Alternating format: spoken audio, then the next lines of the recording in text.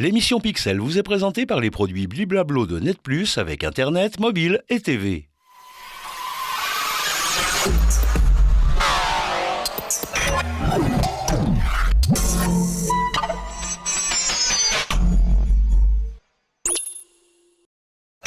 Bonsoir, chaque jour, ce sont des tonnes de données personnelles que l'on partage gratuitement sur le web et pourtant, nos données valent de l'or. Bonsoir Stéphane. Bonsoir Nasrat. Vous êtes notre spécialiste des questions numériques. Les données personnelles, est-ce que ce serait juste, Stéphane, de dire que en fait, ces données personnelles, c'est un peu le nerf de la guerre sur le net ? Tout à fait. C'est pas une mine d'or, c'est bien plus que ça d'ailleurs. Si on prend par exemple le chiffre d'affaires de Meta, donc l'entreprise qui détient Facebook, Instagram, Messenger, WhatsApp et Oculus, eh ben en 2020, ils ont fait 86 milliards de chiffre d'affaires. C'est-à-dire que nos données valaient 86 milliards en 2020. Et après, bien sûr qu'il y a des charges, il y a 100 000 employés et autres, mais il restait quand même 33 milliards de bénéfices. C'est là où on comprend peut-être mieux pourquoi ce service est gratuit, entre guillemets.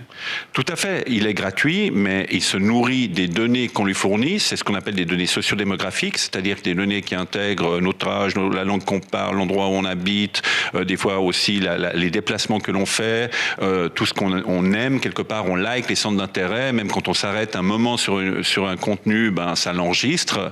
Voilà, c'est toutes ces données-là qui sont exploitées et qui sont mises à disposition d'annonceurs sans pour autant les vendre, mais avec un outil qui permet de faire des ciblages par rapport à ces centres d'intérêt. Et est-ce que ce fameux RGPD, le Règlement Général de Protection des Données, qu'on connaît parce qu'on voit dès qu'on va sur un site internet, c'est marqué si on veut accepter ou non les cookies, etc. Est-ce que ça change quelque chose, ce RGPD ?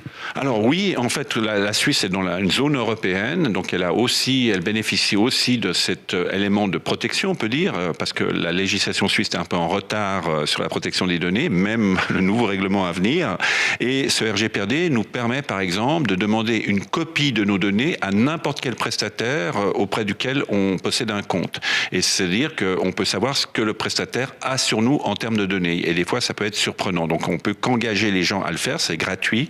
C'est pas trop compliqué à faire. Donc, c'est quoi ? C'est juste pour sa propre gouverne ? Alors oui, c'est pour sa propre gouverne et de savoir finalement quelles sont les données qu'on fournit, puis pas oublier que les données, elles s'accumulent chez le prestataire. Même si nous, on les efface de notre côté, du côté du prestataire, elles s'accumule de plus en plus et ça représente vraiment un océan de données. Et c'est intéressant, vous me disiez en fait c'est même presque de l'activisme que de faire ça. Pourquoi ?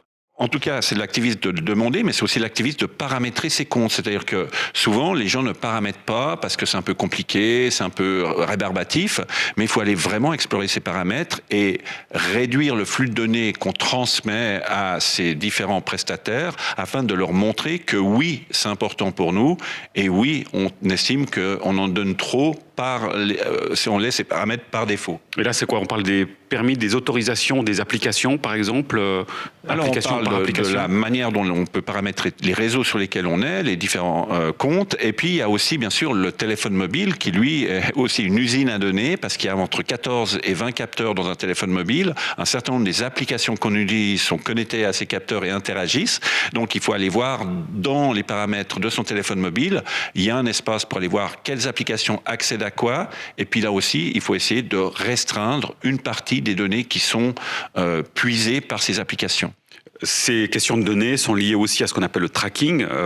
Finalement, on peut être suivi, entre guillemets, on laisse des traces partout où on va sur le web. Tout à fait. Et puis, ces traceurs, quelque part, sont transversaux. C'est-à-dire que des fois, on va sur un site et on retrouve une publicité sur un autre et on se dit, mais on m'écoute, il y a quelque chose qui joue pas. Non, c'est simplement qu'on fournit tellement de données, y compris au niveau de la géolocalisation, que d'anticiper nos intérêts par nos différentes interactions devient extrêmement facile pour ces outils. À vous entendre, Stéphane, en fait, si je comprends bien, on ne peut pas lutter dès le moment en fait où on veut naviguer, forcément on partage des données. Alors oui, forcément, on partage des données. Attention aussi, c'est vrai que quand on dit si c'est gratuit, c'est nous le produit, mais il y a quand même certains produits où il y a un respect de nos données. Si on prend par exemple Wikipédia, Wikipédia arrive très bien à travailler avec des systèmes de dons et autres sans exploiter nos données personnelles. On prend une application comme Signal, qui est une application de messagerie qui remplace aisément Telegram, ou on prend même Trema, qui est payante. Qui est suisse. Mais par exemple, Signal n'exploite pas nos données personnelles. Trema non plus, mais Trema est payant, mais bon, Trema n'est pas très cher. Par contre, il y a des applications qu'on va payer très cher. Je sais pas, une montre connectée, on va payer très cher. Et là, il y a une très forte exploitation de nos données, ce qui est inadmissible. Ouais, c'est pas parce qu'on paye forcément qu'on est protégé au niveau de nos données. En fait, comment est-ce qu'on peut, c'est quoi les éléments sur lesquels on peut se baser pour savoir si on est protégé au niveau des données ou pas? Alors, il faut aller faire des recherches. Malheureusement, c'est pas si simple à déterminer, et puis de voir un petit peu quelles sont les données qui sont exploitées par les différents services. Mais c'est pas toujours évident de devoir lire les conditions d'utilisation qui sont infinies pour un certain nombre de ces services. Il faut donc avoir un peu de courage. Merci beaucoup, Stéphane, pour vos explications. Avec plaisir. Et merci à vous pour votre fidélité. On se retrouve très vite pour un nouveau numéro. Ciao.